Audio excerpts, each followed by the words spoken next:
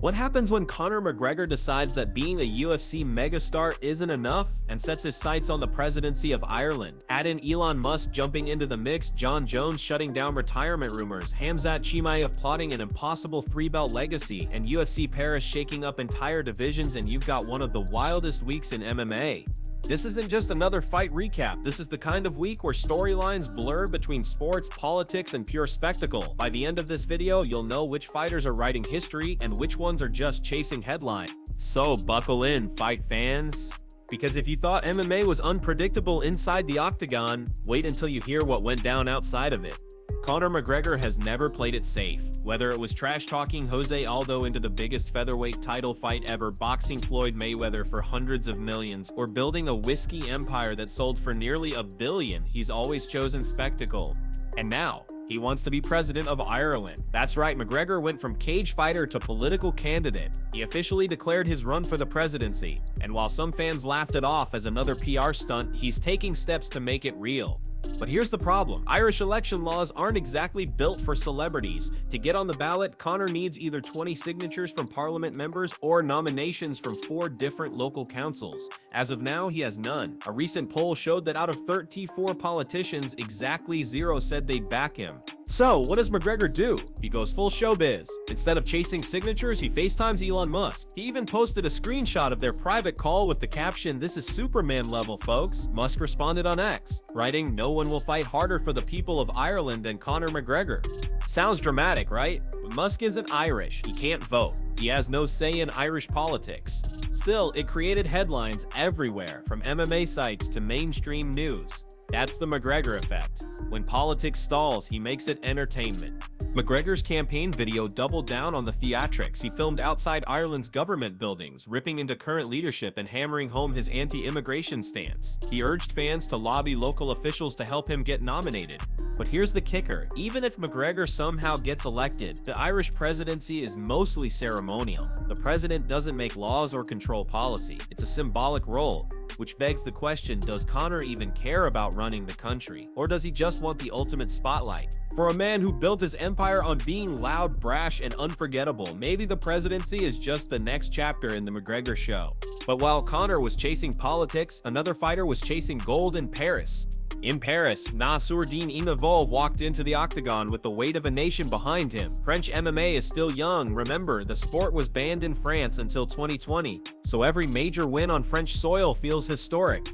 Imavov delivered, beating Kyle Barboza with a dominant, unanimous decision. That makes 5 straight wins for the Russian sniper, and inside Accor Arena, the crowd erupted when he grabbed the mic and shouted, "I'm next." He wasn't shy about his target, a shot at middleweight gold. But the UFC machine doesn't move just on wins, it moves on moments. And that's where things get tricky for Imavov. Dana White has his eyes locked on Anthony "Fluffy" Hernandez's upcoming fight against Rinat Fakhretdinov. If that clash ends with a brutal finish, the winner could leapfrog Imavov into the title picture. Because in the UFC, violence sells more than control. Even Daniel Cormier, usually quick to praise rising contenders, wasn't convinced. A decision doesn't always move the needle, DC said. The win was clean, but without a knockout or submission, it's not the kind of performance that forces the UFC's hand. Still, Imavov is dangerous. At just 28 years old, he's hitting his prime, and his striking precision has been slicing through opponents. For French MMA fans, he's a symbol of what's possible, a homegrown star climbing toward championship glory. And when 2 former champs gave their thoughts on his chances against Khamzat Chimaev, the conversation got even spicier. Robert Whittaker knows what it's like to face monsters in the middleweight division. He's fought Adesanya twice, gone to war with Yoel Romero, and stood across from killers his entire career. So when he talks about Hamzat Chimaev, people listen.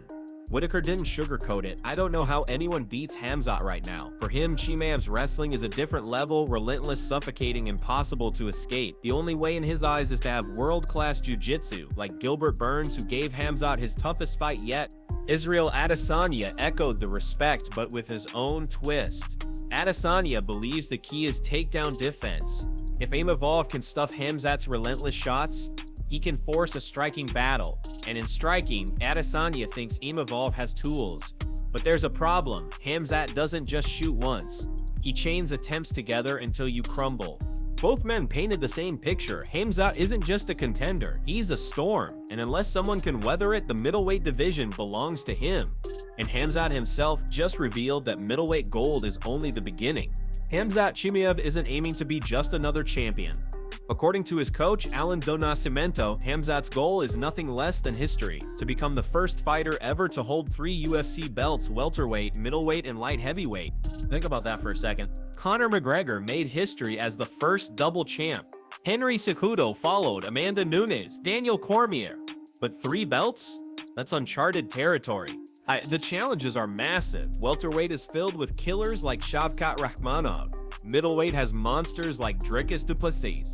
And light heavyweight? That's a land of giants. Jiri Prochaska, Alex Pereira, Magomed Ankalaev. For Hamzat to conquer all 3, he'll need not just skill, but timing, matchmaking, and health. But Hamzat's rise has always felt inevitable. His fans treat him like a rock star. In Chechnya, Sweden, and the UAE, people flood the streets just to see him. He has the aura of a man who's destined for greatness. The real question isn't what Hamzat wants, it's who can possibly stop him. And while Hamzat was dreaming of history, Kyle Barboza had to face the crushing reality of his first defeat in a decade. Losing for the first time is brutal. For Kyle Barboza, it was a moment he hadn't tasted in 10 years. After Imavov outclassed him in Paris, he took to social media, not with excuses, but with humility.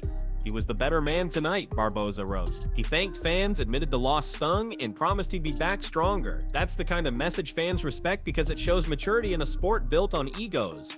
10 years undefeated is rare. Georges St-Pierre lost early in his career, came back and became the GOAT. Israel Adesanya got stopped by Pereira, then returned with a knockout for the ages. Sometimes the first loss is what unlocks greatness. Barboza is still one of the most promising middleweights, and now with the 0 gone, more fighters will be willing to take him on. He's hungry, motivated, and already calling for a return before the end of the year. November, December, whenever the UFC calls, he's ready. But UFC Paris wasn't just about wins and losses, it was about energy, and nobody felt that more than Tom Aspinall. Interim heavyweight champ Tom Aspinall couldn't believe the Paris atmosphere. He called it unreal. The crowd roared for every punch, every kick. For a country where MMA was illegal just a few years ago, it felt like an explosion of passion.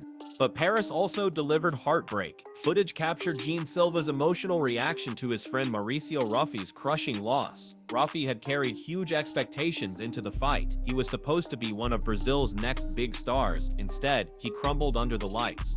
Silva's face said it all. Sometimes the fight game is merciless. Still, the night proved one thing: French MMA has arrived. From Imavov's rise to the fans shaking the arena, Paris delivered a show that fighters will remember for years. And just when fans thought the week couldn't get crazier, Jon Jones dropped a bombshell.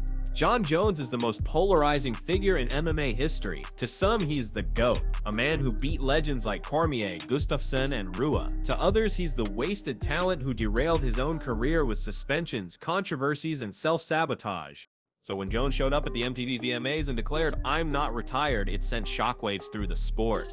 He says he's training 5 days a week, still in the USADA testing pool, and laser focused on returning. And not just anywhere, he wants to fight on the UFC's rumored White House card. Imagine it, Jon Jones competing on the lawn of the most powerful building in the world. Jones explained his mindset. Confidence comes from hard work, from doing the things people don't want to do. Repetition builds confidence. It's classic Jones, calm, calculated, menacing. If he's serious, the heavyweight division just got terrifying. Imagine Jones versus Aspinall, Jones versus Pavlovich, or even Jones versus Alex Pereira if he ever moves up. Whether you love him or hate him, Jon Jones is back in the conversation, and that's exactly where he wants to be. But to close out a week of heavy drama, one fighter gave fans something to laugh about. Merab Dvalishvili is known for his cardio. The man can wrestle for 5 rounds without slowing down. But outside the cage, he's building a reputation as one of the funniest guys in MMA. This week, he posted a skit where his Georgian friend borrowed his BMW. The friend left a note, "Sorry, I scratched it a little, just a tiny one." Merab checked the car only to find it completely wrecked. The video went viral, reminding fans that Merab isn't just a relentless fighter, he's an entertainer. In a sport where fighters often fade between bouts, skits like this keep him in the spotlight. And that balance between violence inside the cage and humor outside of it makes Merab one of the sport's most likable personalities. So there you have it, McGregor running for president with Elon Musk at his side, Nassourdine Imavov climbing the ranks in Paris, Robert Whittaker and Israel Adesanya, warning that Hamzat Chimaev might be unstoppable. Hamzat himself dreaming of triple champ status. Kyle Barboza learning from his first loss in a decade. Tom Aspinall feeling the Paris energy. Jon Jones refusing to hang up the gloves, and Merab Devlelishvili keeping us laughing through it all. This week wasn't just about fights, it was about spectacle, legacy, heartbreak, and entertainment. Everything that makes MMA the most unpredictable sport in the world. So I'll leave you with this. Which storyline do you think actually changes the future of the UFC? McGregor's political circus, Hamzat's triple belt ambition, or Jon Jones's return? Drop your thoughts in the comments below. And if you enjoyed the ride, don't forget to like this video, subscribe to the channel, and join us on the road to 100,000 subscribers. Because if this week is any indication, the chaos is only just beginning.